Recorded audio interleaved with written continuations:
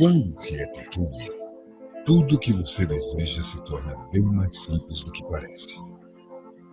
Construir o próprio patrimônio, chegar à lua, Tá rodando, gente? ter o emprego dos sonhos, Sim, Lu. viajar Sim. pelo mundo. O engraçado é que você cresce e a maioria desses desejos permanecem com você por muito tempo. Alguns vão continuar apenas como sonhos, outros podem até virar realidade. Mas para isso, é preciso que você responda a uma pequena pergunta. O que você quer ser quando crescer? Astronauta? Médico? Bombeiro? Saber essa resposta não será o fim das suas buscas, e sim o seu ponto de partida para várias outras. É através dela que o seu futuro começa a ser desenhado. É ela quem transforma o plano louco em algo totalmente possível. Comigo não foi diferente. Assim como você, eu queria o improvável, o surpreendente, o inovador. Fazer o que ninguém mais seria capaz de realizar. Ir tão longe que nenhuma outra pessoa pudesse me alcançar. Ser o descobridor de uma nova era ou, quem sabe, de um novo tempo. Na verdade, eu queria mesmo era realizar meus desejos. E assim como numa brincadeira de criança, conquistar tudo aquilo que parecia improvável. O trabalho dos sonhos, a família perfeita. E por que não? Viajar pelo espaço? Não cheguei a ser astronauta, não fui bombeiro e muito menos médico.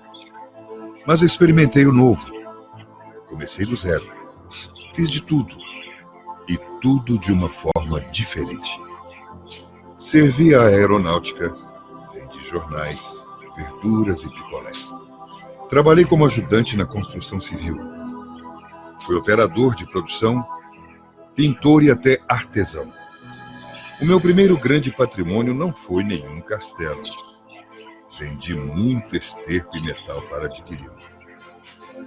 Talvez todas essas funções não me permitiam enxergar mais longe naquele momento, mas com certeza permitiu-me ter experiência suficiente para crescer com humildade, amadurecer, ter responsabilidades, experimentar minha capacidade de empreender para viver e estar à frente do tempo em que vivia. E você? Tem sonhado com o quê? Quais os seus planos para chegar lá? Ficar parado não vai lhe trazer nenhum resultado inovador. Não lamente a sua sorte. Não tenha vergonha do que faz. O trabalho é o que transforma você. Posso te dar um conselho? Sonhe. Experimente. Faça o novo.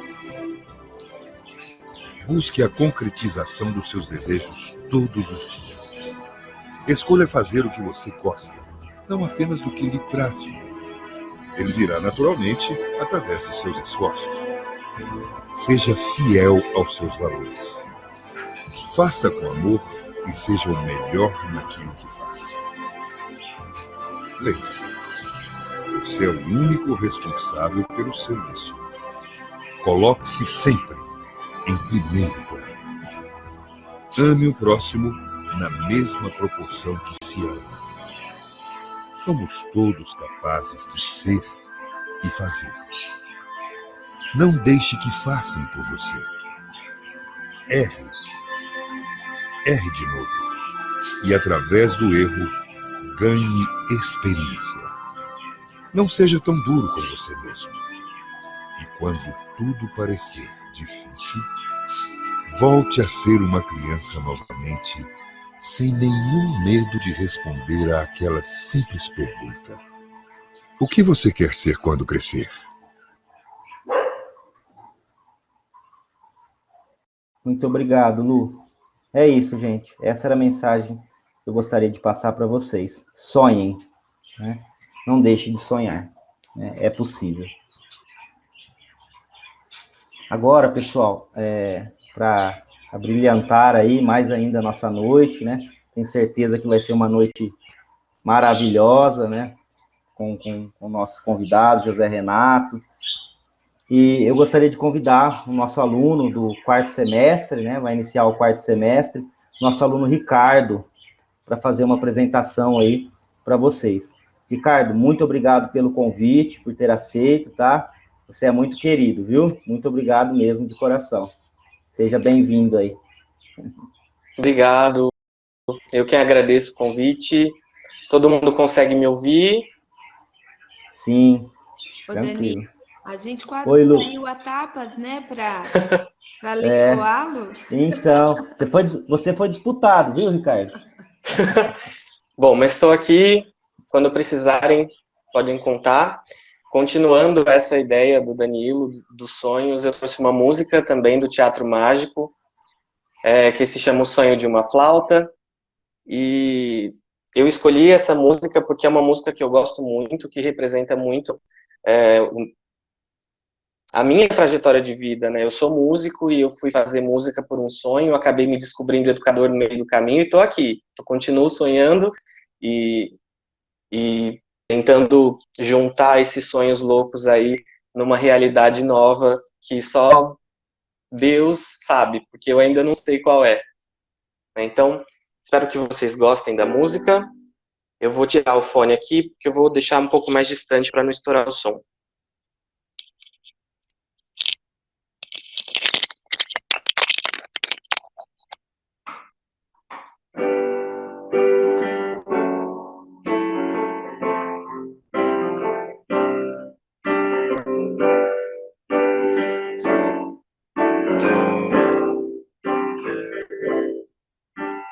Nem toda palavra é aquilo que o dicionário diz.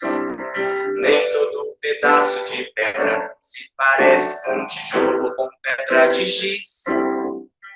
Avião parece passarinho que não sabe bater asa. Passarinho voando longe parece borboleta que fugiu de casa. Borboleta parece flor que o vento tira pra dançar. E a flor parece a gente, pois somos semente do que ainda virá. A gente parece formiga lá de cima do avião. O céu parece um chão de areia, parece descanso pra minha oração. A nuvem parece fumaça, tem gente que acha que ela é algodão. Algodão às vezes é doce, mas às vezes não é doce não. E o sonho parece verdade quando a gente esquece de acordar. E o dia parece metade quando a gente acorda, esquece de levantar.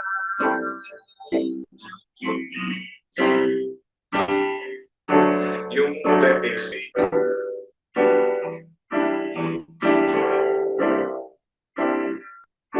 E o mundo é perfeito. Eu não pareço com meu pai, nem pareço com meu irmão. Sei que toda noite é santa, mas a incerteza traz a inspiração. Tem beijo que parece mordida, tem mordida que parece carinho. Tem carinho que parece briga, tem briga que aparece pra trazer sorriso. Tem riso que parece choro, tem choro que é pura alegria.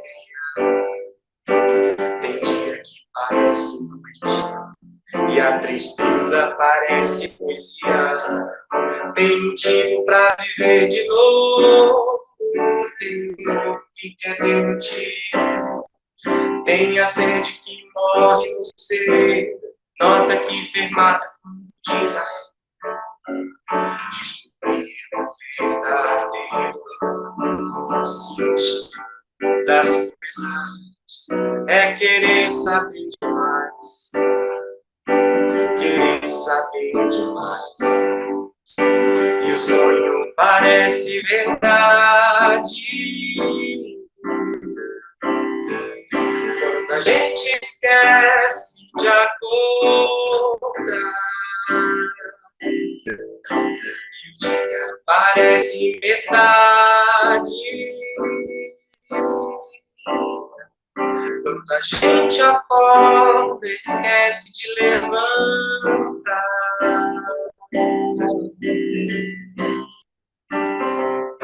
E o mundo é perfeito.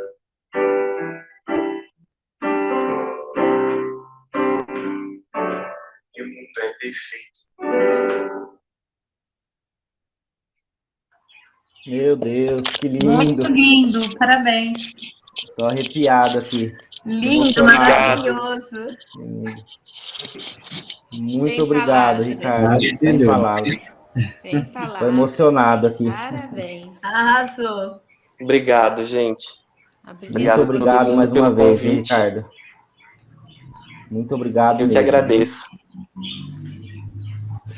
É isso, gente. Com toda essa emoção, dá para ver, já deu para sentir o gostinho que a noite vai ser maravilhosa, né? Mais uma noite maravilhosa aí, tá? Muito obrigado. Vou passar agora a palavra para a Luciana. Lu, com você. Boa noite a todos, colega, queridos alunos. Gente, é com imenso carinho que hoje eu apresento para vocês o palestrante da noite, meu colega, coordenador do curso de enfermagem, o Dr. José Renato Gatto Júnior, doutor em ciências pela doutor em ciência pelo Programa de Enfermagem Psiquiátrico da Escola de Enfermagem de Ribeirão Preto, USP, em 2018. Bacharel e licenciado em enfermagem pela Escola de Enfermagem de Ribeirão Preto, USP, em 2013. Atualmente é coordenador do curso de bacharelado em enfermagem da Faculdade de Educação São Luís, aqui de Jabuticabal. Enfermeiro da Estratégia da Saúde da Família, gerente do UBS, Dr. Danilo Aparecido de Oliveira, concursado pela Prefeitura Municipal de Pontal, de São Paulo. Boa noite, Zé, seja muito bem-vindo. Boa noite, Lu. Boa noite, Luciane, Fabiana, Danilo. Boa noite, Ricardo. Boa noite, estudantes de pedagogia. Eu gostaria de verificar com vocês se o som está bom desse computador que eu estou, antes de começar. Pessoal, perfeito. é com muito prazer que eu aceitei o convite, né, prontamente, quando a Luciane trouxe para mim, né, porque esse tema é um tema que me inquieta muito, né.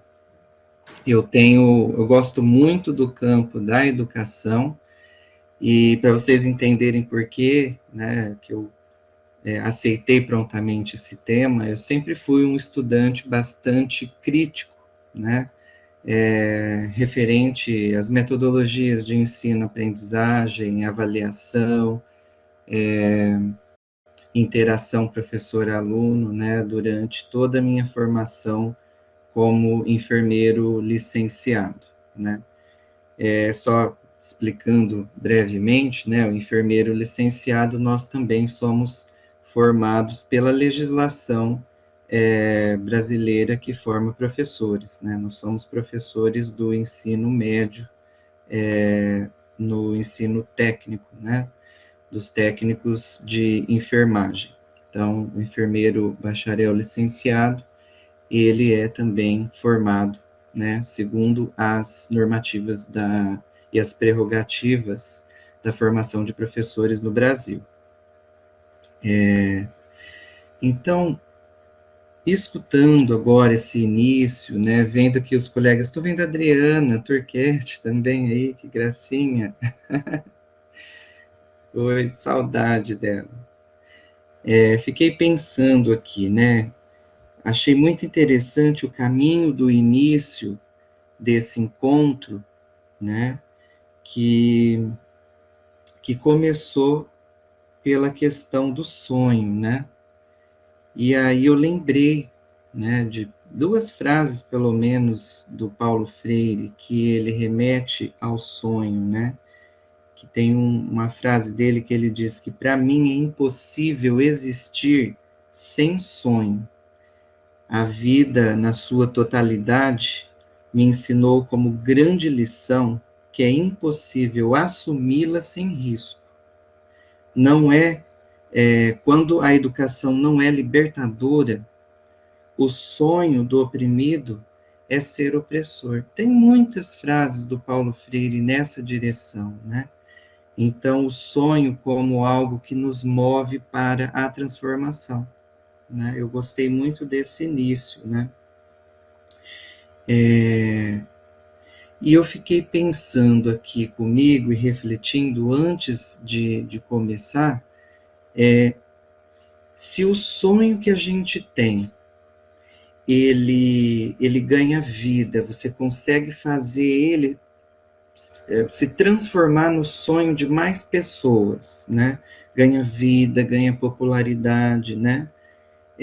Algumas vezes esse sonho, ele também pode ser desvirtuado, ele pode ser travestido, né?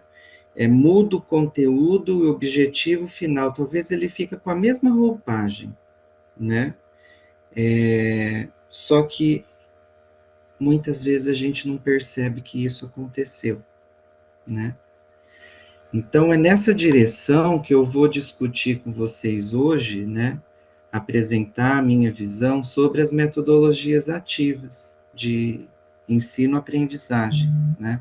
Eu gosto de dizer assim, metodologias ativas de ensino-aprendizagem, né?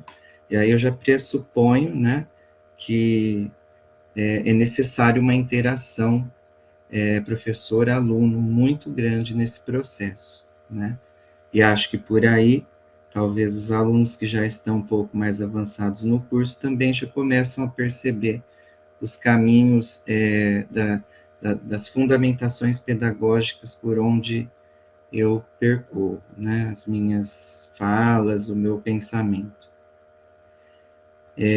Eu vou compartilhar com vocês uma apresentação que eu trouxe para guiar a nossa discussão. E gostaria, sim, de deixar bem à vontade que vocês podem interferir, participar, intervir, né, aqui no processo.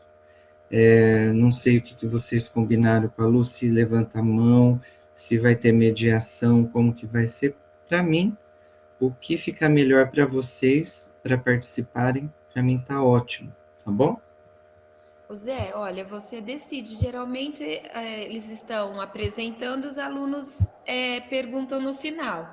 Mas se você fica à vontade. É o que vocês preferirem, tá bom? Se Ok. quiser anotar a pergunta, fazer no final, né? Mas eu deixo à vontade também, se quiser perguntar durante, para mim não tem problema nenhum, Ok. tá bom? Obrigada.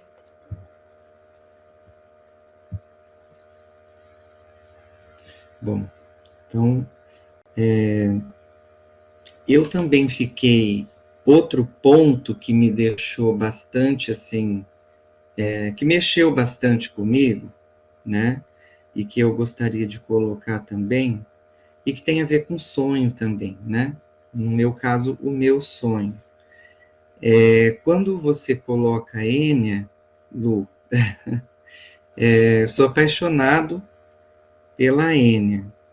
Só que naquela imagem daquele vídeo, ela está vestida com uma papoula, né? Que é uma planta muito típica, né? Da França. Eu até vou mostrar aqui para vocês, porque eu acho que essa questão do sonho, ela é muito inerente com o caminho que eu vou percorrer. Por isso que eu estou explorando bastante essa questão aqui com vocês. Eu vou colocar aqui, ó, mostrar a papoula para vocês. Então, a Ênia, ela estava vestida com essa papoula. E eu vou explicar o que isso mexeu comigo. Deixa eu compartilhar aqui a imagem com vocês. Vamos ver se vocês vão ver. Vocês estão vendo aí, né? Ela estava vestida de vermelho e ela um ponto preto, né, no centro da imagem. E isso me remeteu a essa situação, né, dessa planta que ela chama papoula, né? Mas me remeteu a uma experiência que eu tive enquanto pós-graduando na França, fazendo o doutorado sanduíche, e o quanto que eu me encantei por essa flor, né? Mas por que eu estou dizendo isso aqui? Por conta da nossa experiência, o quanto que a nossa experiência, a nossa experiência, a experimentação das coisas na vida, elas são muito importantes e contribuem muito para o processo de ensino-aprendizagem, né? Quando ela colocou essa imagem, olha só o raciocínio que o meu cérebro fez. Remeteu a essa situação vivenciada. Sabe quando passa assim uma imagem dentro da cabeça da gente das coisas vividas, das experiências, das situações boas e ruins pelas quais a gente passou, né? Então eu tive essa situação. E quando o Danilo traz a questão do sonho, aí entrou aqui dentro de mim, né, essa questão da reflexão. Como que a reflexão, ela nos leva a vários lugares, né? Porque para mim, desde criança, eu fui uma pessoa muito pobre, né? Venho de uma família muito pobre. E eu tinha um sonho de viajar para fora do país. E hoje, eu já conquistei isso. Então, assim, olha só como uma experiência de estar aqui com vocês, eu consegui conectar com outra experiência, a partir de uma visão, de uma imagem, de algo a que eu fui exposto, né? E como que por meio da reflexão, eu consegui caminhar por vários lugares e ressignificar, ou buscar, resgatar os significados de coisas vividas, né? Então, eu trouxe isso justamente para ir mais ou menos delimitando o caminho por onde a gente vai percorrer na reflexão de hoje. Agora deixa eu voltar aqui a compartilhar com vocês o slide. Metodologias ativas, né, pressupõem muitas coisas e podem ir para vários lugares quando a gente fala, né, metodologias ativas, né? A gente sabe que o método é parte, né, de um grande processo pedagógico que envolve muitas escolhas, né? E a gente precisa cuidar dessas escolhas, né, e justamente para delinear os objetivos, os conteúdos, as formas como nós trabalharemos esses conteúdos, que tipos de conteúdos nós queremos trabalhar, queremos causar sensações, que sensações queremos causar nessa interação humana, né? Então, quando eu vou falar com vocês de metodologias ativas, a gente precisa partir de um pressuposto de que as metodologias ativas, elas chegam num cenário em que a gente está questionando algo que acontece de outra forma, né? De uma forma não, entre aspas, né? Não ativa, né? As metodologias ativas, elas questionam os ensinos tradicionais, as formas hegemônicas de educação, né? Pelo menos, né, na sua origem, eu vou trazer aqui duas principais influências das metodologias ativas e vou destacar as diferenças conceituais e enfoques, né, para vocês aqui para ajudar, né, na reflexão. Na verdade, talvez sejam coisas que vocês já até têm conhecimento, né, mas o gostoso é vir aqui e também participar de uma conversa com vocês. E eu queria dizer também, gente, antes de prosseguir, que eu já comecei 3 vezes o curso de pedagogia. Eu quero muito fazer o curso de pedagogia, mas a vida vai levando a gente para tantos lugares, né, convidando para tantas responsabilidades, que aí a gente tem o desejo, tem a vontade e não tem o tempo de. Mas vou conseguir conquistar isso na minha vida ainda. Tem muito chão, se Deus quiser, aí pela frente. Pessoal, então, uma das principais influências, né, das metodologias ativas é a escola nova, né, a pedagogia da escola nova. Então, da onde que surge essa influência? Surge da ideia, né, na escola nova, que a gente coloca como principal característica, né, a centralidade na aprendizagem, né, o estudante como centro das atenções, né, como protagonista na construção do seu conhecimento, né. A escola nova também ela vem refutar aquela perspectiva de educação tradicional, de memorização também de conteúdos, né. Trago aí os autores, né, Mitre e Berbel.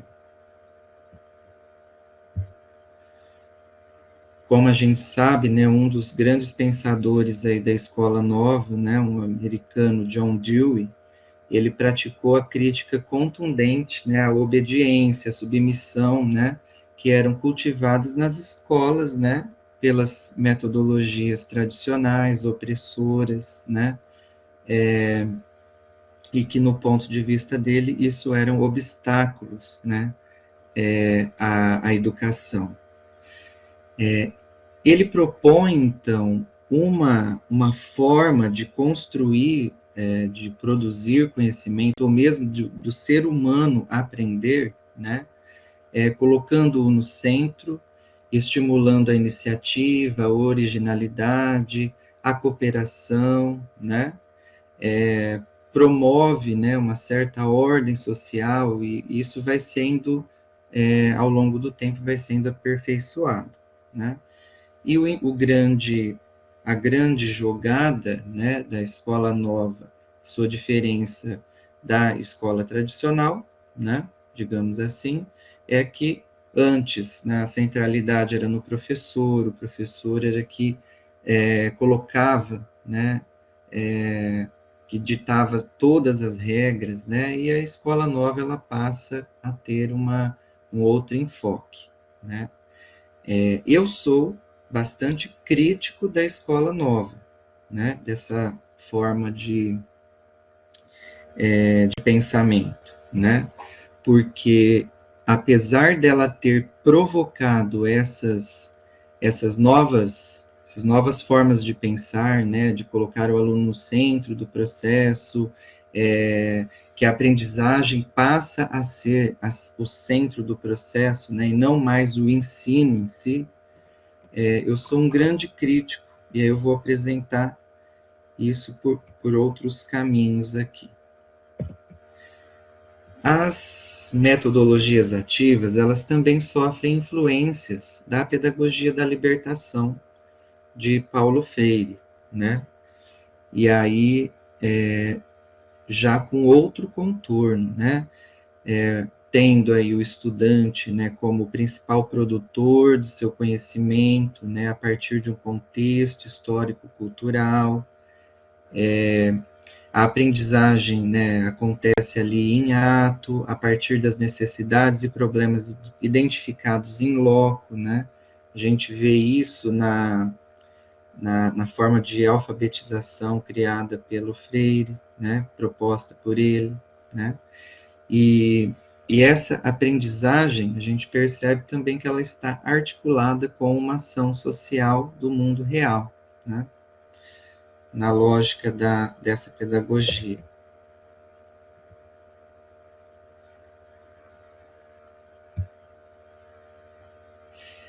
E nessa lógica, né, da pedagogia da libertação, né, então as metodologias ativas, elas utilizam a problematização, né, e problematização não é ficar levantando problemas, né, ela é um conceito produzido por Paulo Freire. Depois nós temos aí mais para frente uma outra visão também de problematização proposta por Saviani, né? Mas dentro da proposta do Paulo Freire é realmente identificar os problemas juntos, né? Professor, alunos, comunidade escolar, enfim, precisa muito do olhar contextual, né? Para buscar aquilo que precisa, né, ser aprendido, transformado, criado, né, recriado ali na prática social, no dia a dia, né? Em termos práticos, talvez para vocês do campo da educação,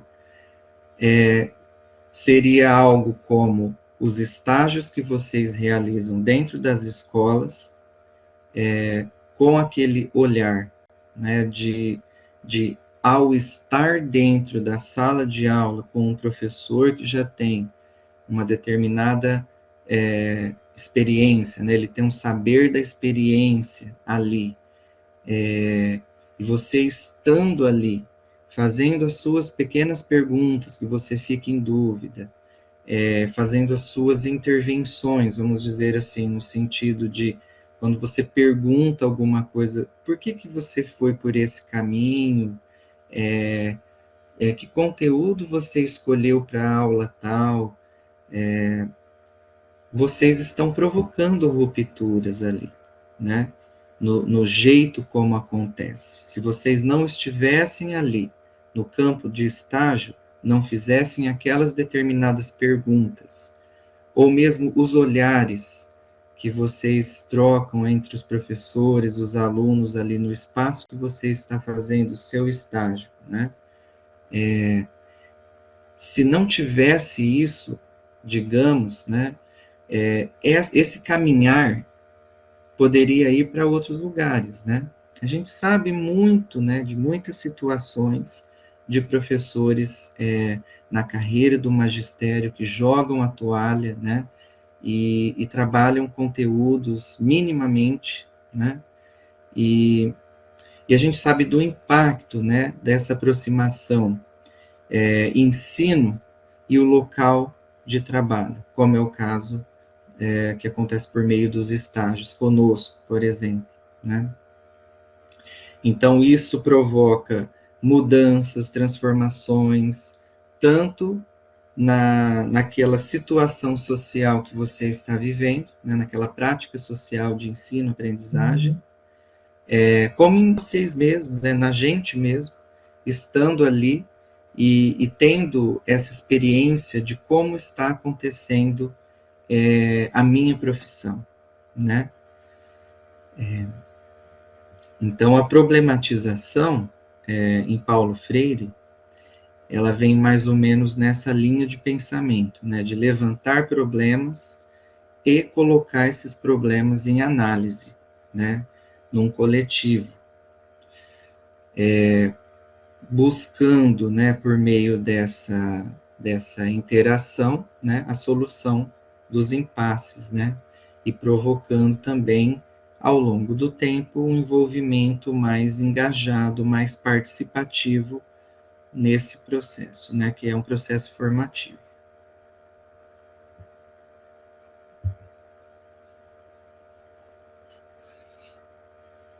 Bom, talvez vocês já tenham estudado, né, que a pedagogia problematizadora, né, a pedagogia da libertação que Paulo Freire propõe, ela está sustentada numa visão dialética, que é uma visão que coloca as coisas em contradição, para poder analisá-las mais profundamente, né? Então, nesse caminho,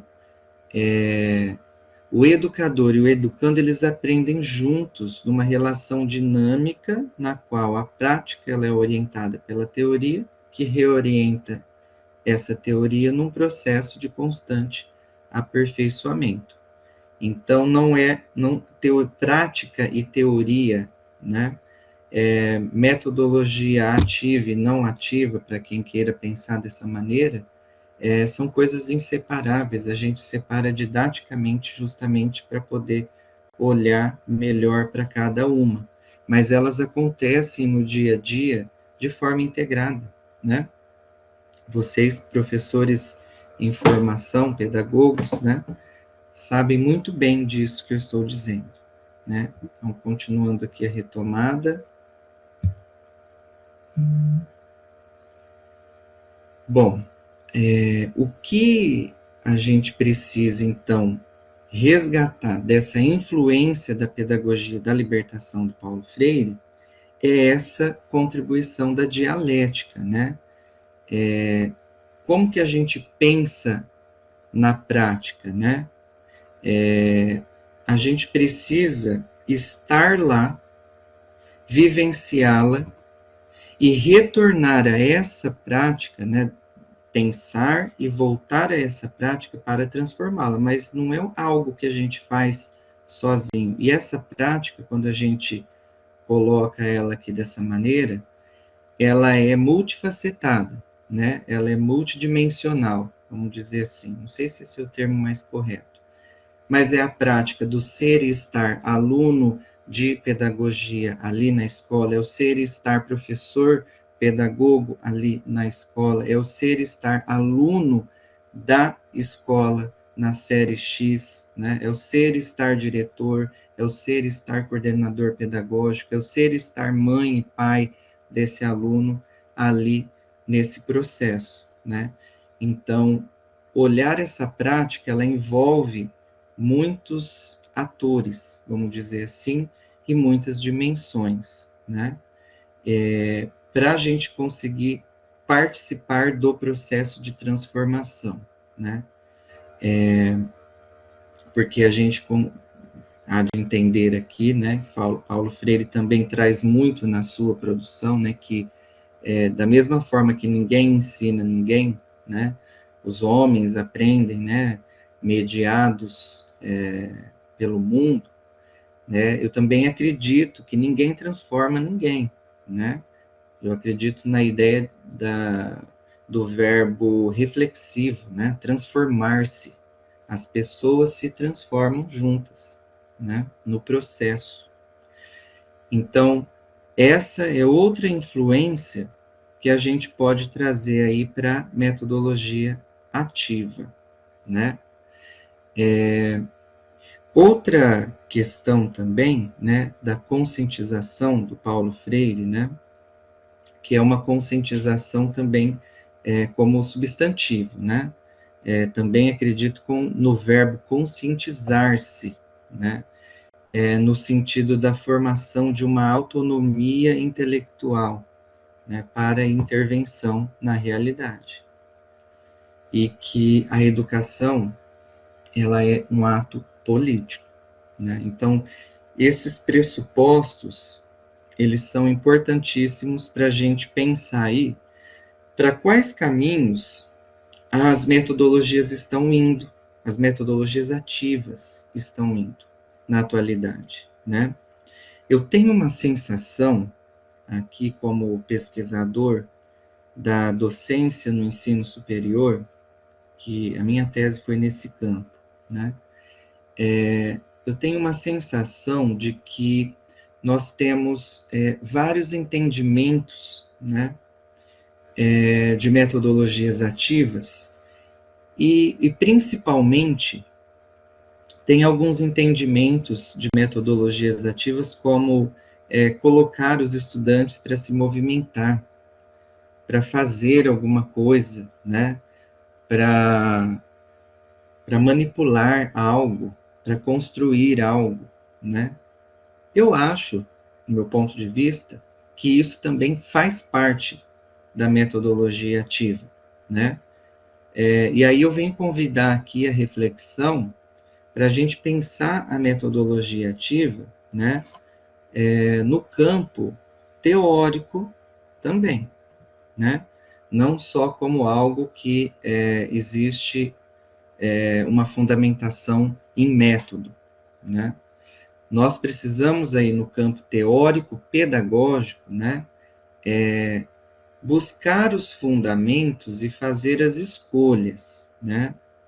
Eu vou utilizar metodologias ativas para o ensino-aprendizado dos meus estudantes com qual finalidade, né? Então, acho que a teoria pedagógica é a que vai dar a sustentação para a tomada de decisão com relação à finalidade, a que eu estou propondo o uso da metodologia ativa, né?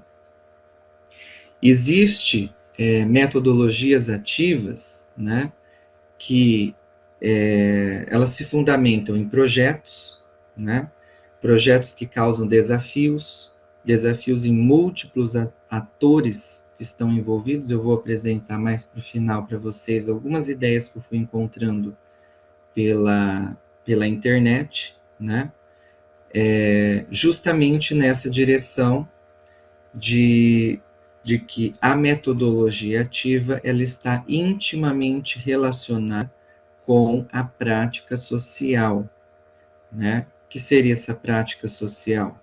Seria a prática da vida no dia a dia, né? Então, existe pelo menos duas concepções que eu vou trabalhar com vocês aqui hoje, né? A concepção da metodologia ativa, entendida como colocar em movimento, ou uma metodologia ativa que a gente organiza ela com bastante foco na dimensão cognitiva, né? E metodologia ativa que você articula, né, o campo de aprendizagem, o campo teórico e o campo onde as situações da profissão acontecem, né? Então, eu dei um exemplo para vocês como algo que é rico nessa direção é o estágio, né? Ou disciplinas que têm imersões na realidade do trabalho profissional. Deixa eu passar aqui. Bom, só para fundamentar, né, que as metodologias ativas também encontram respaldo, né, na LDB, no artigo 43, né, da educação superior, por exemplo, que a gente precisa fazer o desenvolvimento do espírito científico, do pensamento reflexivo. Então, ela pode estar relacionada com esse item. Então, tendo isso em mente, o que eu vou discutir com vocês são dois caminhos. Metodologias ativas que participam da realidade social e metodologias ativas que teorizam sobre a realidade social, né? De uma forma ou de outra, as metodologias ativas, elas são um salto em relação às metodologias transmissoras, narrativas, aí, da pedagogia tradicional.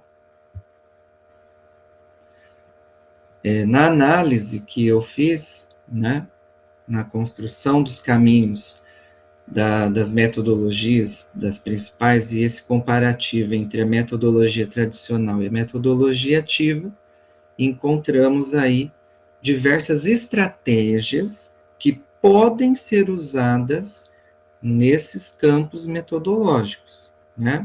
Isso não significa que uma aula expositiva que acontece de uma determinada maneira, ela não possa estar dentro da lógica da metodologia ativa, né?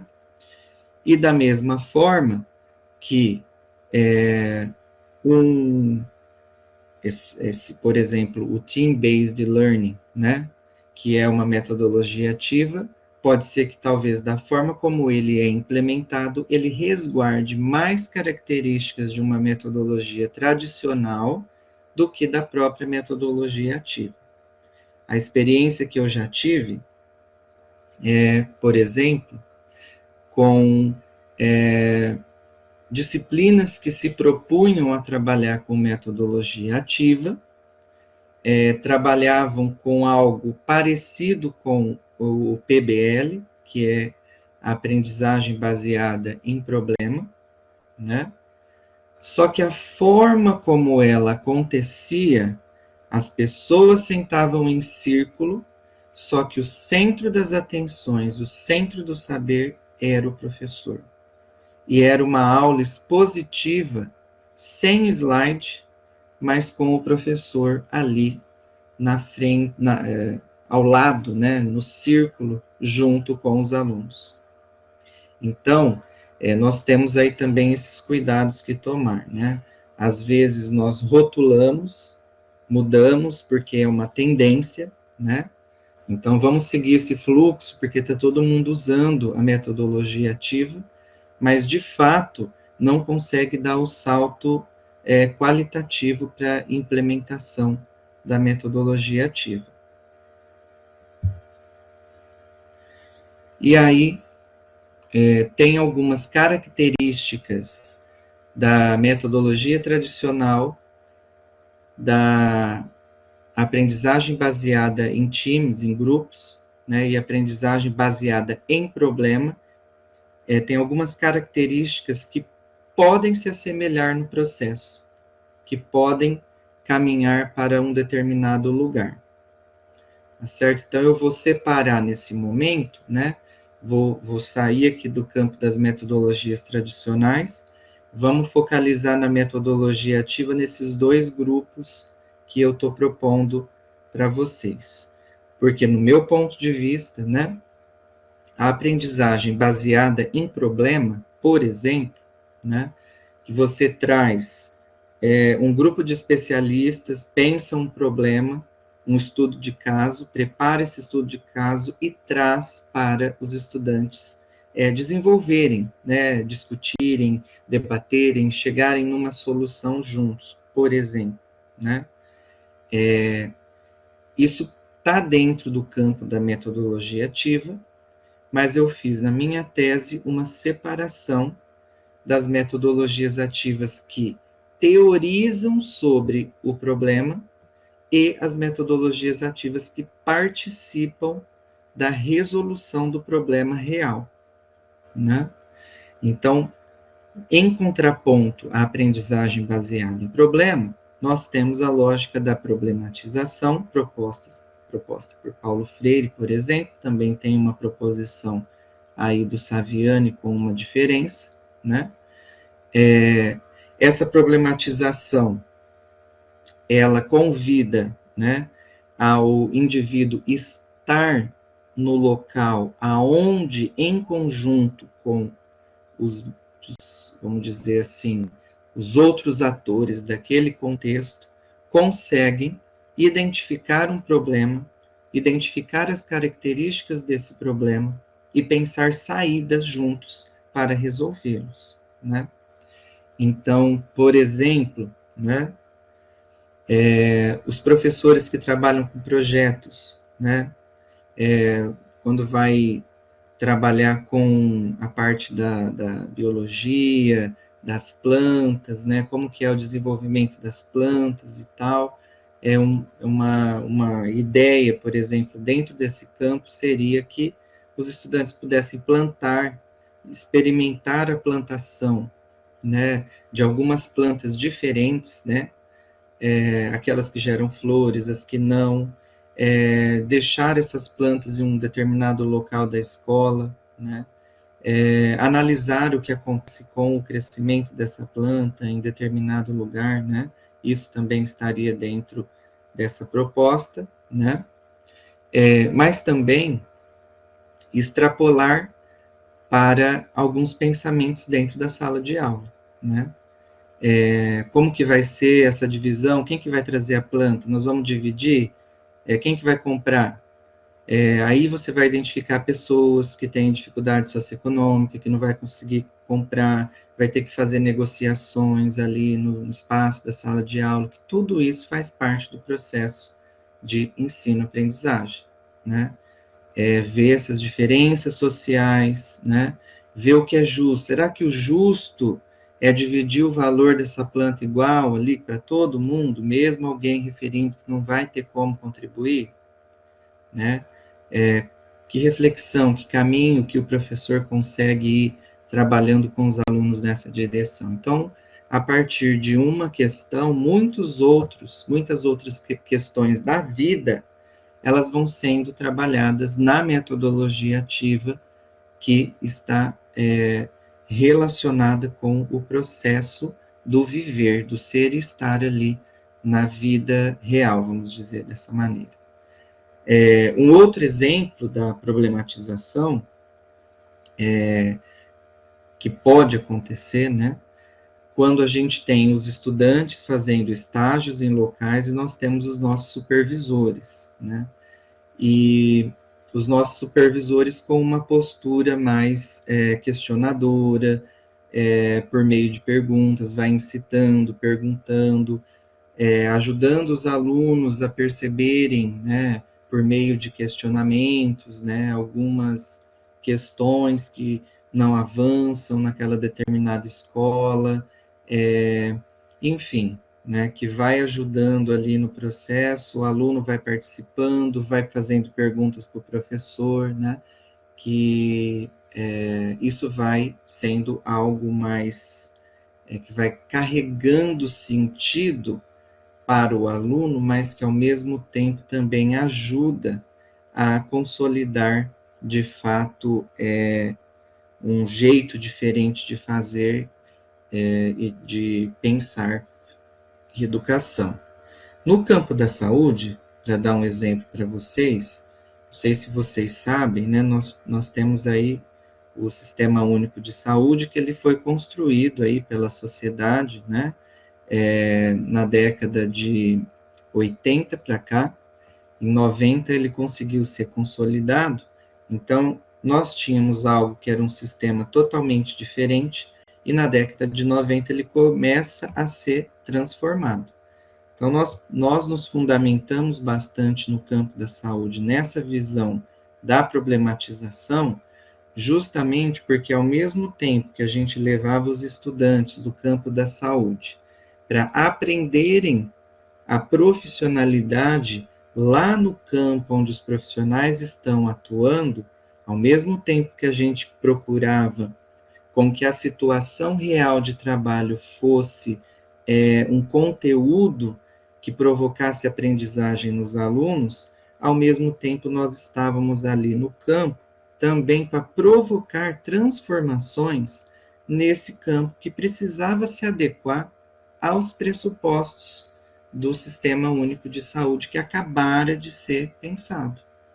Então, ali, a situação, problema era levantada pelos alunos profissionais e saídas eram buscadas entre alunos profissionais, o professor, pesquisador da faculdade, da universidade, né, das faculdades e universidades parceiras naquele momento de ajudar a trocar o pneu, que era um sistema de saúde diferente, para o Sistema Único de Saúde com o carro em movimento, né?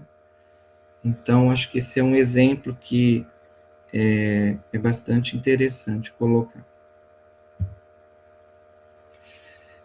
Aí, nessa direção, né, As metodologias ativas, então, como eu disse para vocês, elas podem participar imediatamente das práticas sociais, quando você traz, né, leva o estudante para dentro do local onde acontece a profissionalização, ou mesmo convida pessoas das escolas, diretores, professores, para participarem de aulas, debates, encontros com os alunos, né, sobre educação. E nós temos também aquelas metodologias ativas, né, que ficam distantes da prática social a que elas se referem, mas elas teorizam sobre essas práticas sociais, né? Então, elas trabalham mais no campo cognitivista, né? Enquanto que as metodologias ativas que participam imediatamente na prática social, elas também agregam, além da dimensão cognitiva, também a experiência do ser e estar ali naquele local de profissionalização, por exemplo.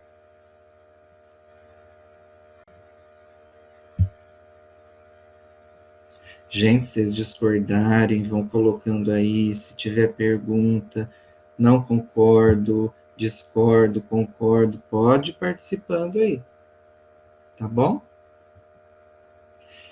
Então, nessa reflexão, né, as metodologias ativas com a participação imediata nas práticas sociais, ela se fundamenta, no meu ponto de vista, mais nas pedagogias críticas, né?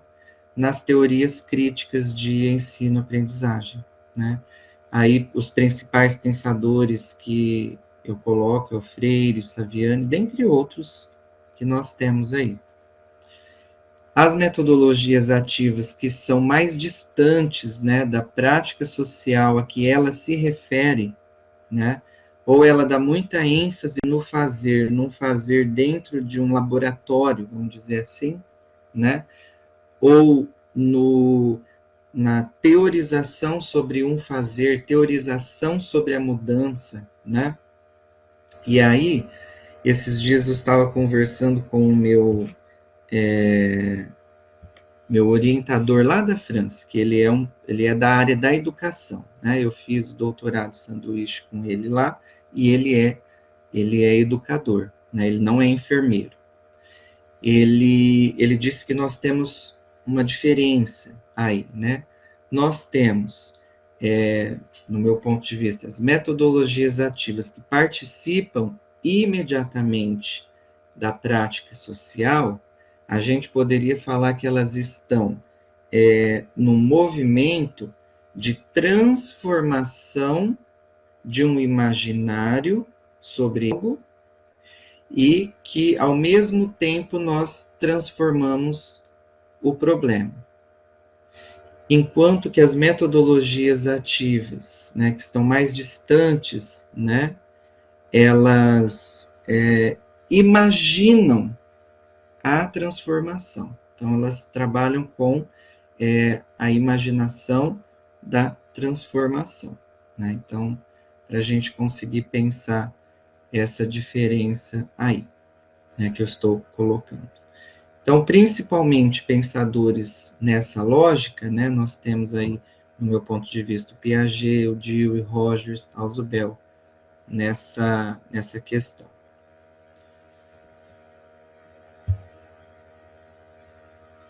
Bom, algumas questões, algum problema pedagógico importante que a gente precisa observar nesse caminhar, né? Que é a questão do EAD e das tecnologias da informação e comunicação. No meu ponto de vista, a gente consegue articular essas ferramentas, né, com qualquer modalidade de metodologia ativa, né? Seja aquela que participa diretamente, seja aquela que teoriza a prática social. Por que eu digo isso? Em qualquer metodologia, qualquer forma de ensino-aprendizagem, nós temos os nossos momentos de estudo, né? E nós temos caminhos, formas, recursos para que cada um consiga estudar e se apropriar de conteúdos. Isso é inerente, né, a cada um de nós. Nós temos gosto, nós temos vontade, desejo e métodos, né, para fazer isso. Então, o EAD e as tecnologias da informação, elas podem ser recursos importantíssimos para cada uma dessas questões, né? Só que nós temos aí, né, correntes que professam, né, metodologias ativas, associando as metodologias ativas como que quase exclusivamente as tecnologias duras do processo de ensino-aprendizagem. E quando eu digo tecnologias duras, estou me usando de um autor do campo da saúde, que talvez não faça muito sentido aqui para vocês, mas toda essa questão, né, desse arcabouço de hardware e software, né, que a gente utiliza para o processo de ensino-aprendizagem, né? Quando a gente dá muita ênfase para isso, para essa parte que também pode participar, como eu falei para vocês, e a gente não dá ênfase para a interação humana no local em que o processo de ensino, aprendizagem e a profissionalização acontece. Algumas profissões, né, como a do professor, a do enfermeiro, a do médico, a do psicólogo, elas demandam esse estar ali no local, junto, fazer junto, aprender junto, provocar novas formas de fazer também ali no local, né? Mas temos outras profissões que talvez, na lógica do EAD ou das TICs, também estejam, como que eu posso dizer assim, satisfeitas, né, em relação ao que se propõe profissionalmente naquele campo, né? O que a gente não pode esquecer é que profissões são diferentes, elas têm propósitos diferenciados e diferentes também para alcançar. Não dá para colocar tudo dentro do mesmo pacote, né? Riscos. Nós temos riscos aí, né? Nós temos o risco de deixar o estudante à própria sorte, quando a gente faz essa associação aí com as tecnologias da distância, né? E temos o risco também de, mesmo nas outras formas de metodologia ativa, né, a gente querer que o estudante por si só consiga participar de todas essas questões, consiga enxergar todos esses problemas e possíveis resoluções sem a participação do professor, né? Aí entra, né, um posicionamento que eu tenho, né, que mais para frente vou trazer para vocês, em relação ao professor como mediador e professor facilitador, aí, fundamentados em teorias pedagógicas diferentes. Bom, enfim, deixa eu passar aqui para essa parte que eu falei para vocês. Então, nessa direção, nós precisamos entender que fazer uma escolha, né, enquanto papel do professor, né?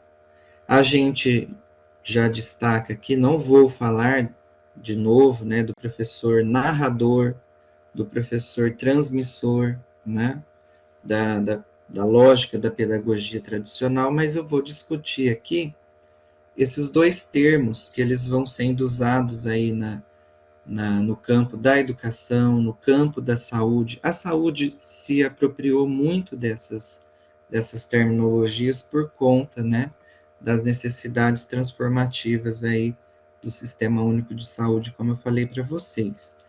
Mas eu venho fazer uma diferenciação necessária, né, para a gente cuidar, né? nós temos aí, né, o professor mediador como aquele professor que ele participa do processo, né, mas ele participa porque ele também é um ator daquele processo. Ele intervém, o aluno intervém, o professor intervém. O professor, quando eu digo, né, o supervisor, né, o professor da sala de aula, né, e quando está lá no campo de estágio, né, que aí tem mais atores, né, que é o professor lá da escola, é o estudante da pedagogia, por exemplo, é o professor da faculdade, né, é o estudante lá da terceira série, da quarta série, por exemplo, né, do quarto ano, terceiro ano, quarto ano. Então, são vários atores ali naquele movimento, né? Então, entendo o mediador nessa lógica dialética, na interação desses atores, né? Cada um com sua, resguardando a sua autoridade, o seu propósito, né? Enquanto o professor lá da escola, ele tem objetivo, né? De ao mesmo tempo, ele vai provocar o processo de aprendizagem, né? Ali no estar junto com seus alunos no processo de ensino-aprendizagem, ao mesmo tempo, ele também está sendo alguém que está sendo observado por alguém que está aprendendo aquela profissão, né?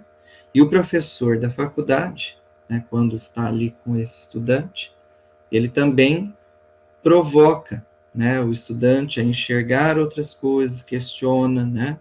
E, de certo modo, também provoca o professor da escola, né? Então, o que eu estou querendo dizer, assim, que é um movimento dialético, né? Existem muitas interações, muitos movimentos ali. Na lógica do professor mediador que eu proponho, né? Ele tem um papel importante de intervir, né? De participar. E eu entendo o intervir no sentido de vir entre, estar entre. E ao passo que você está entre pessoas, você já está intervindo, né?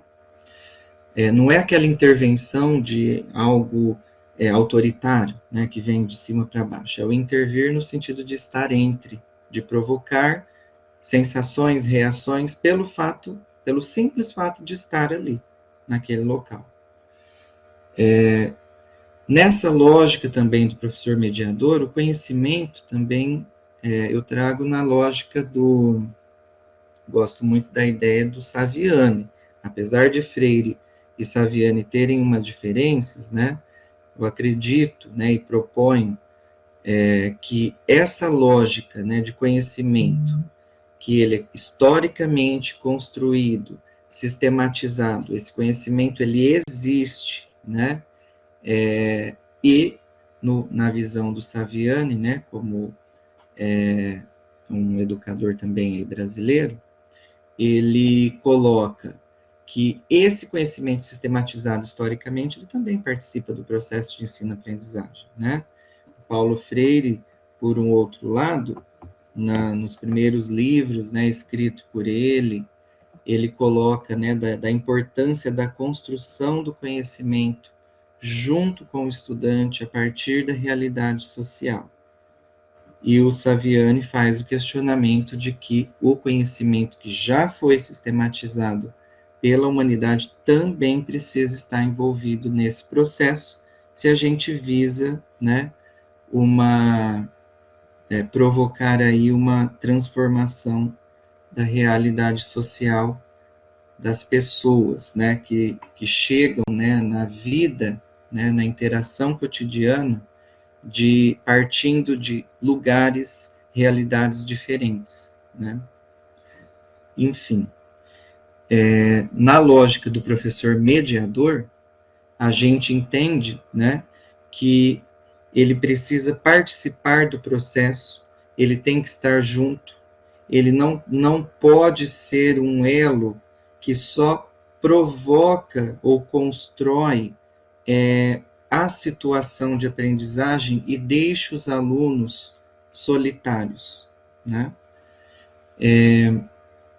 na lógica do professor facilitador, né, o professor, né, pelas leituras que eu fiz, o professor ele organiza o processo de aprendizagem, planeja o processo e ele solta os estudantes, né, para que eles consigam aprender a partir daquelas situações que vão provocar aprendizagem, seja aprendizagem entre si, aluno com aluno, seja na interação com objetos, por exemplo, né?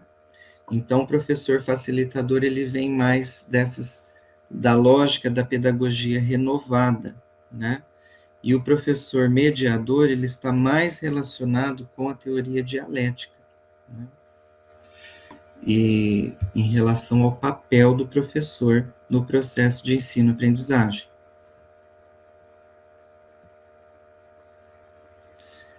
Temos também que olhar para a questão da postura. E quando eu digo postura, é aquele movimento, né, do professor, do ser e estar ali professor, né? Nós temos diferentes posturas, né? Postura dialogal, postura centralizadora, postura autoritária, postura dialógica, democrática, né? Então, a postura do professor também tem bastante interferência no tipo de aprendizagem e na forma como o processo de ensino-aprendizagem acontece, né? Deixa eu passar aqui. Bom, o que eu queria dizer da postura, né, de forma um pouco mais sintética também por conta do tempo, né, que essa postura, né, do professor, ela vai se alinhar, a postura, o papel do professor, as escolhas metodológicas, as formas avaliativas, elas buscam se alinhar ao longo do exercício profissional, né? Às vezes a gente vai fazendo escolhas que às vezes não conversam entre si, mas ao longo da nossa profissão, nós vamos percebendo essas questões e vamos repensando, né? As escolhas também das tendências pedagógicas que vão fundamentar os nossos pensamentos, as nossas práticas, né, educacionais. Então, a postura, né, dialógica, crítica, democrática do professor, ela vai ajudando, né, a mostrar um certo jeito de ser e estar professor. E a postura centralizadora, né, também vai demonstrando um certo tipo de ser e estar professor, né? E a gente precisa cuidar disso, né? Para que a gente tenha elementos suficientes para conseguir provocar, né, nesse ser e estar, nesse intervir, nesse vir entre, a gente conseguir, enquanto professor, provocar as mudanças ou as reflexões, as críticas necessárias para o crescimento aí profissional dos estudantes. Tem só uma questão assim, da questão dialógica, né? Quando eu uso o termo dialógico e diferencio de dialogal, né? Estou fundamentado aí no Paulo Freire, né? O dialógico, que é diferente de uma conversa, é diferente de um diálogo, né? Ele traz para si, né, a problematização, demanda uma relação horizontal, tomadas de decisão compartilhada, né, visando a transformação no seu sentido mais amplo, a transformação do problema, a nossa própria transformação enquanto ser que está ali interagindo com outros seres, né? E eu faço uma diferença da postura dialogal, daquela postura da conversa, daquela conversa que é uma conversa para verificar, né? Verificar se o aluno O aluno assistiu quantas aulas? 3. Ah, que bom. O aluno prestou atenção? O aluno te ajudou?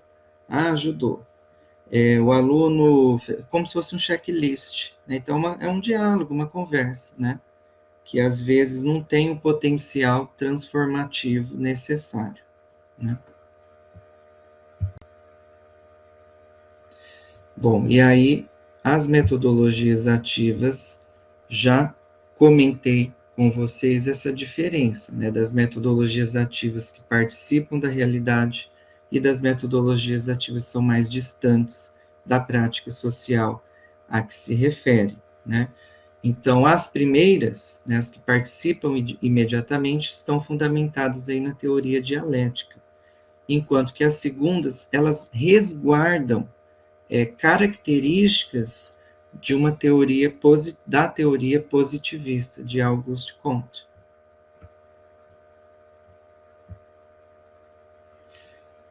E para a gente ir encaminhando, né, para o final, no campo da avaliação, também nós temos algumas formas de avaliação que se encaixam melhor dentro da lógica da metodologia ativa que participa do processo das práticas sociais, como avaliação formativa, né, que é processual, contínua, em que os resultados, né, dos instrumentos avaliativos utilizados, eles têm um objetivo formativo, como se retroalimenta ao longo do processo, né? E aí, como vocês também já conhecem, né, as avaliações na lógica somatória, né, da avaliação somativa, ela vem numa outra direção, com foco na nota, no número, no controle, no poder, né? A avaliação informal também, que ela coloca muito poder na representação do professor sobre o aluno. E isso pode, né, tem alguns autores que falam, né, que abre margem a um tipo de exclusão adiada, né? A exclusão não acontece ali naquele momento, mas ela pode se processar nos anos seguintes, né? Por meio de desclassificações, de repente, pela impressão que o professor teve, a representação do professor sobre o estudante, a nota foi menor por conta dessa representação, né? E aí, num processo seletivo de bolsa, passou o aluno que a representação do professor foi melhor do que o outro, né? Então, enquanto a avaliação formativa, ela foca no processo, né? A somativa no controle e no poder, e a informal, ela abre margem para exclusão adiada. Isso a gente precisa observar. Eu estou dizendo desses elementos aí do planejamento didático que eles se conversam, né? E quando a gente fala em metodologia ativa, a gente precisa perceber que a metodologia ativa ela não está desconectada, né? Ela tem um propósito, ela tem um objetivo. E a gente precisa perceber também quais outros instrumentos, formas, jeitos de pensar o processo pedagógico que conversa ao longo do processo, porque de repente você instaura uma metodologia ativa com a participação do aluno lá no local de atuação, né? Tem uma abordagem crítica com o aluno lá na supervisão, faz um monte de perguntas, ajuda a organizar o processo, integra com a escola, né? O aluno consegue fazer um trabalho muito bacana lá, aí chega no final do semestre é uma prova escrita, né? Às vezes pode parecer que não casa, né? Então, é nessa direção que a gente precisa pensar as metodologias ativas. A gente está focando no processo, porque as metodologias ativas que estão ali pensando na transformação, elas estão pensando e dando maior ênfase para o processo. né? Algumas outras metodologias ativas, elas podem estar focando no produto, que é algo pontual, né? Enquanto o processo é algo contínuo, né? E acontece muitos processos, muitos ciclos, né? O foco no produto, ele se reduz, né?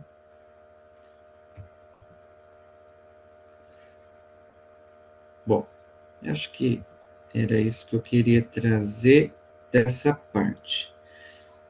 Encontrei na internet alguns exemplos, né, de metodologias ativas, que, no meu ponto de vista, elas participam da prática social, ou mesmo da transformação da prática social. Por exemplo, o projeto Vida Saudável, com interdisciplinaridade, outros profissionais de outros campos do saber, né, participando, né? Que mais? Tem outro projeto Por Vir, dentre outros que tem na internet que vocês vão conseguir encontrar, né? Escolas que transformam suas realidades. Nesse caso, né, reconhecer que as escolas que transformam a realidade, elas fazem parte da comunidade, né, não é algo separado, né? Aí tem uns depoimentos que, se vocês quiserem procurar, tá bom? As escolas transformadoras, né, que buscam participar do processo de transformação também da realidade. Temos aí alguns exemplos que eu queria trazer para vocês. Certo? E outras formas de metodologias ativas, né, que provocam estudos do meio, integração e responsabilidade social, né, metodologias ativas que participam da realidade social. E aí a reflexão final, né, quando a gente pensa em metodologia ativa, né, é a gente cuidar desses versos, né, nós estamos focando na prática social, nós estamos pensando nas competências numa lógica muito estanque, né, como se fosse um checklist de coisas que precisam ser alcançadas, né, na cidadania, no empreendedorismo, que valores vão estar aí perpassando essa produção, né, aprendizagem significativa na teoria crítica, né, ou na teoria cognitivista. Essas competências, né, quando a gente traz elas lá do estanque, mas elas podem ser entendidas dentro da lógica da teoria crítica, como podem ser competências muito instrumentais, né? Projetos, né, tudo isso visa projetos diferentes de ser humano, de sociedade, de mundo. Então, não é uma escolha muito simples, né, as metodologias ativas. E aí, essa frase do Paulo Freire, ela me chama muito a atenção para finalizar o nosso encontro, que ninguém começa a ser professor numa certa terça-feira, às 4 horas da tarde. Ninguém nasce professor ou marcado para ser professor, né? A gente se forma como educador permanentemente na prática e na reflexão sobre a prática. E são essas as reflexões que eu queria provocar aqui. Eu não sei se ajudou muito, se atrapalhou muito, não sei se eu me estendi demais.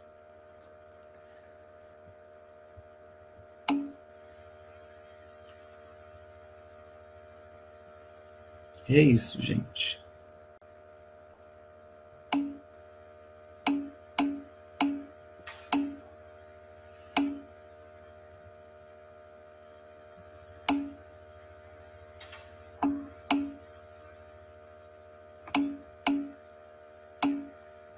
Obrigado, gente.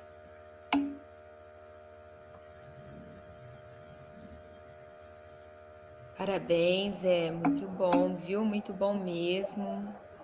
Acho que tem muito para que ainda aprendemos, né, a usar e a pôr em prática as atividades, né, dentro das metodologias ativas. Pessoal, ninguém quer fazer nenhuma pergunta? Ou alguma consideração? Se alguém Isso, quiser alguma também fazer consideração. alguma consideração, algum comentário, fiquem à vontade. Podem ficar à vontade. Acho que está todo mundo digerindo ainda, né, Fá? Ricardo. Pode falar, Ricardo. Bom, professor, eu gosto muito, né, dentro da música, a gente estuda também metodologias ativas. Acredito que hoje a gente tem grandes teóricos em quase todas as áreas, e, e para quem se interessou aí é só buscar, porque são muitos teóricos, muitas vertentes, muitas metodologias, e aí cada um vai se adequar, né, aqui mais se aproximar da sua didática, da sua forma de conceber a aula. E aí você falou que ninguém nasce professor, que ninguém se torna professor numa terça-feira. E como foi dentro da enfermagem para você se reconhecer ou se encontrar professor? Porque eu também, quando fui fazer o bacharelado em música, eu não pensava, não tinha assim, já dava aula de instrumento, mas não me via dentro de uma sala de aula, e de repente eu me vi dentro de uma sala de aula, e isso para mim mudou completamente os sonhos, né, que a gente estava falando no começo da palestra, na abertura. Mudou completamente o rumo de todas as direções que eu tinha traçado até então. E como foi para você dentro da enfermagem isso? Como eu falei lá no início, né, o curso que eu fiz é o bacharelado e licenciatura em enfermagem, né? A gente é formado, diferentemente de outros campos do saber, por exemplo, da química, né, que tem o bacharel em química e o licenciado em química. O licenciado parece que tem uma diferença de currículo, o licenciado não pode atuar como bacharel, né? O bacharel precisa fazer licenciatura para ser professor, senão ele precisa ter aí ter uma certa dificuldade de pegar aulas, né, e se consolidar como na carreira de professor. Na enfermagem, isso é diferente, porque para eu ser professor de enfermagem, eu tenho que ser enfermeiro, né? Isso é, assim, algo que é de consenso na profissão, né? Então, o curso de licenciatura em enfermagem, que algumas instituições a gente está chamando bacharel e licenciado em enfermagem, esse curso ele é maior. Ele é maior que o curso de bacharelado em enfermagem. Ele amplia as possibilidades de trabalho. Então, ao longo do curso, né, nós temos, como nas carreiras da educação, nós temos as disciplinas voltadas, né, para o conhecimento da educação básica, né, e nós temos disciplinas didáticas, metodologias de ensino, e a faculdade, né, que eu estudei, ela usava o método da problematização, com imersão na realidade, síntese, tinha um ciclo pedagógico que eles chamavam, né? Era síntese provisória, que a gente escrevia um relato da imersão que a gente fez, seja na escola, seja no serviço de saúde, né? A gente escrevia um relato, depois nós tínhamos um encontro para que a gente pudesse colocar esse relato, discutir com o professor em pequeno grupo, né? E isso nós tínhamos para o campo do saber específico da enfermagem e para o campo do saber específico do professor, tornar-se professor enfermeiro, né? Nessa metodologia eu já fui me apaixonando, né, pelo campo da educação, ficando muito interessado pela forma de de ensinar e aprender, né? E nós tínhamos estágio nas escolas técnicas, né? Em que a gente estudava a escola técnica, participava com os alunos na formação do técnico auxiliar de enfermagem, ajudava na construção do projeto político-pedagógico do estabelecimento, né?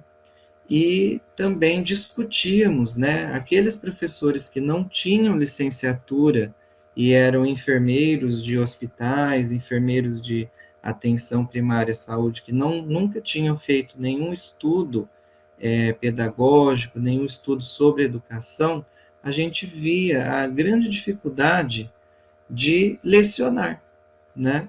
De entender que ele está fazendo ali, né? Que ser professor, né? Acho que vocês já entendem isso, né? É uma responsabilidade muito grande, né? Não é só, entre aspas, né, gente? Não é só trazer um conteúdo X para ser ensinado e aprendido, né? Tem relação com que tipo de técnico de enfermagem, por exemplo, no meu campo, a gente precisa para a gente conquistar um sistema de saúde público, resolutivo, que funcione. Se eu formar ele só para sair aplicando injeção, aplicando vacina, fazendo técnicas específicas da profissão, será que ele vai ser um conhecedor desse sistema? Será que ele vai entender qual é o propósito de ter um sistema único de saúde? Será que ele vai entender que isso está relacionado com o direito universal, direito humano universal à saúde, né? Enfim, tudo isso foi me trazendo para esse lugar, né? Que inclusive me debrucei no doutorado para estudar essas questões do processo de ensino-aprendizagem, do professor enfermeiro, né, e a atuação do professor enfermeiro na formação dos bacharéis e licenciados, porque a formação do professor universitário, né, Lu, Fabiana, acho que vocês vão concordar comigo, né, é uma incógnita, né, nós temos aí um processo formativo formal, para formar o professor para o ensino infantil, para formar para as outras dimensões do ensino. A hora que chega no ensino superior, fica ali jogado para o doutorado e o mestrado, né? A formação do professor que não cumpre essa proposta. E a gente fica ali correndo solitariamente buscando disciplinas que nos ajudem a aprofundar, e a gente acaba fazendo essa profissionalização com os pares, com os colegas, no dia a dia, no exercício da profissão. Então, isso me intrigou bastante, tá? É uma questão do curso aí. Muito obrigado. Imagina.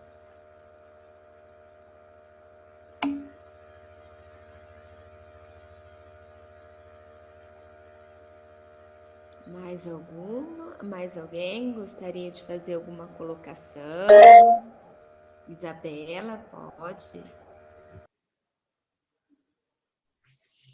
Olá, boa noite, gente. Boa noite. Surgiu uma dúvida aí ao longo da palestra que eu queria saber se tem uma relação a metodologia ativa com a aprendizagem significativa, né? Queria saber a relação entre as duas. No meu ponto de vista, tem.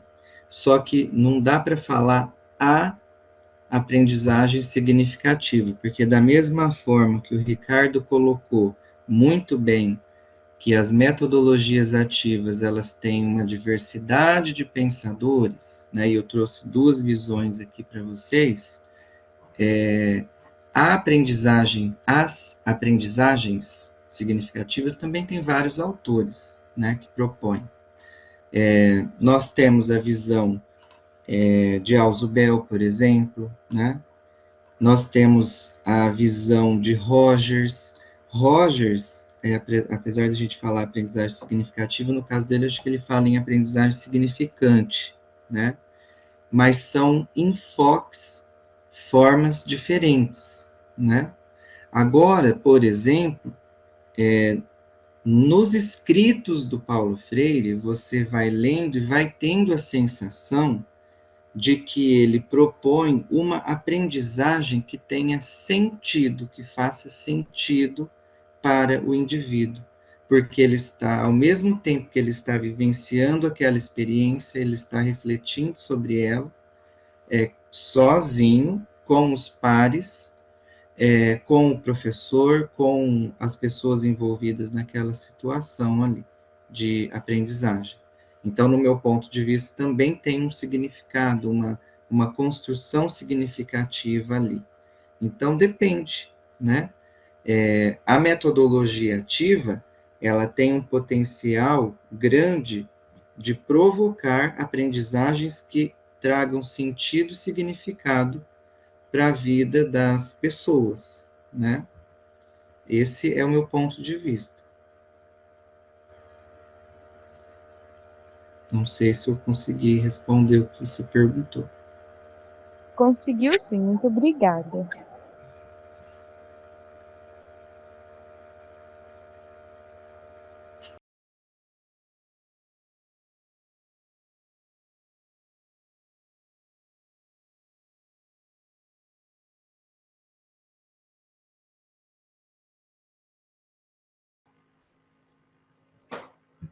Mais alguém?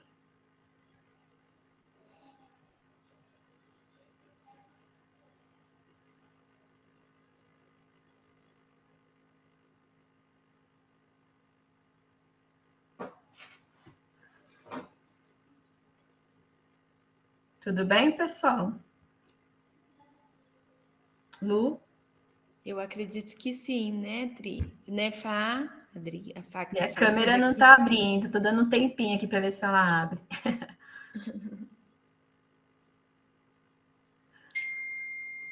José Renato, eu queria ouvir que você comentasse, queria saber o que você pensa a respeito.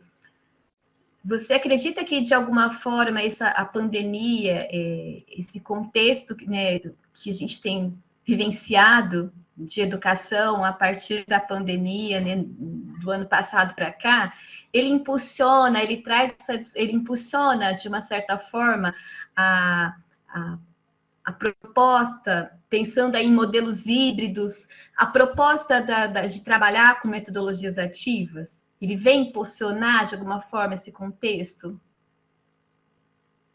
Não sei se... Eu fico meio receoso para pensar isso, talvez impulsione mais naquela lógica que eu disse das metodologias ativas ligadas ou que a construção da compreensão sobre as metodologias ativas como se elas estivessem intimamente relacionadas com tecnologias da informação e da comunicação. Uhum. Né? Então eu acho arriscado, né, dar esse passo no momento em que a gente está limitado para usufruir melhor da realidade social, né? Por exemplo, ser e estar nas escolas, né? Junto com os professores, junto com os alunos. Hoje está difícil, né? As escolas estão voltando, né? E se a gente for pensar, até nós, né, aí na nossa faculdade, o retorno, né? A gente não gostaria de retornar com pessoas estranhas ao momento, né? Vamos voltar com os nossos e depois a gente abre a possibilidade de ter outros agentes ali dentro, né? Então eu acho um risco, né? Que assim é sedutor, digamos assim, acho que essa é a palavra correta, né? É muito sedutor essa associação das metodologias ativas com as questões computacionais, né? Com aquela lógica, né, tem gente que acredita que a metodologia ativa só é você fazer um quiz, né, online, com perguntas, né, de coisas que foram trabalhadas ao longo de um encontro, né, como metodologia ativa. Eu não chamaria de metodologia ativa, mas eu chamaria de um movimento de buscar maior participação, mas ainda quem escolheu todo o processo, né, foi o professor, né? Perfeito. É como se desse um questionário no final da aula para os alunos responderem, né?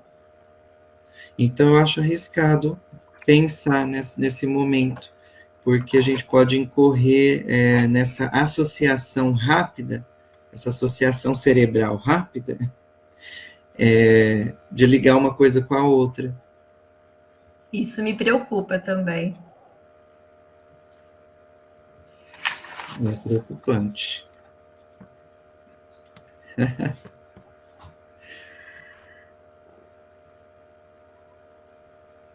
Acho que é isso, então. José Renato, mais uma vez, nós queremos te agradecer.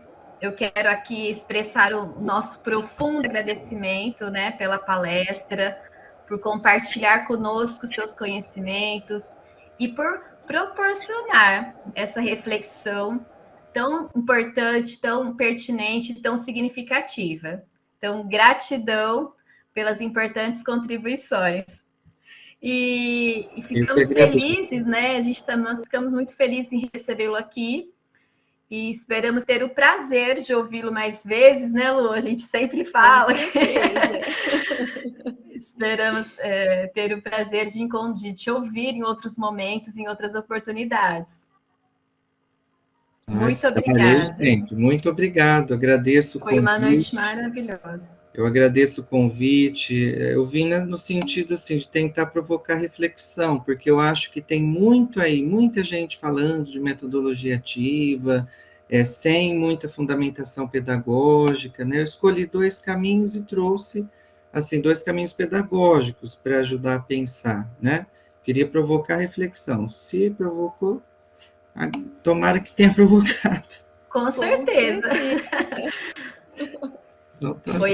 As suas contribuições foram excelentes, justamente para abrir esse espaço mesmo de diálogo, né? De diálogo, de reflexão, de ressignificação. Nós temos falado isso todas as noites, da importância de compreender mesmo, de ter essa fundamentação teórica e ressignificar os conceitos, entender todo, né, o que nós estamos nos propondo a pensar, e o que a gente quer, né? Você fala do Paulo Freire, que educador que queremos ser, né? Que educador vamos nos transformando ao longo desse processo, queremos nos transformar, ou nos formar, melhor dizendo, né?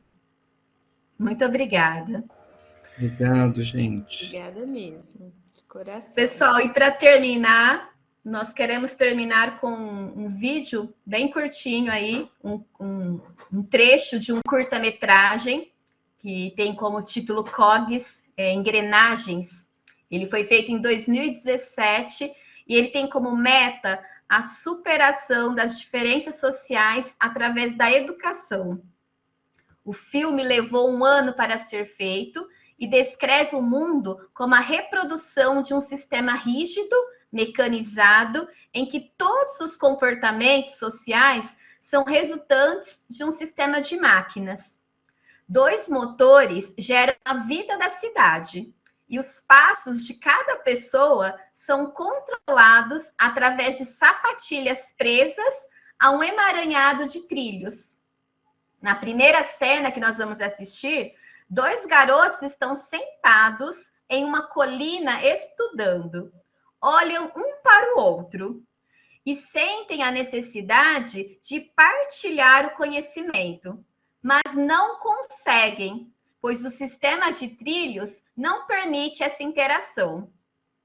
Essa animação nos convida a pensar um pouco sobre a mecanicidade das relações, como somos tão condicionados a reproduzirmos padrões em função de lucro, do consumo, do mercado, padrões estabelecidos sutilmente pelas redes sociais, pelas séries de TV, padrões que atendem a interesses corporativos e que são impostos à coletividade de forma invisível, né, subliminar e sorrateira. Reproduzimos esses padrões não porque nós queremos, não é uma escolha, mas porque muitas vezes nós nem percebemos que estamos nos trilhos. É uma espécie de cegueira. No pensamento antigo, lá do filósofo, do Platão, ele conta a história, lá, né? O Platão conta a história de uma sociedade que vivia presa no fundo de uma caverna, todos amarrados, olhando para as paredes e vendo sombras. Para eles, a realidade eram aquelas sombras, até que um dos moradores se inquieta e, com muito esforço, consegue romper as amarras e sair da caverna. Ao se deparar com o mundo lá fora, vívido, cheio de cores, iluminado pelos raios do sol, aquele morador resolve voltar e libertar os outros. Então, o nosso convite é: liberte-se dos trilhos pré-estabelecidos, amplie a visão, veja os raios poderosos do sol, que aparecem todos os dias, sem querer nada em troca, e que nos dá tanta vida e tanta luz. Precisamos sair dos trilhos por um mundo novo e melhor, por um ser humano novo e melhor. Vamos assistir.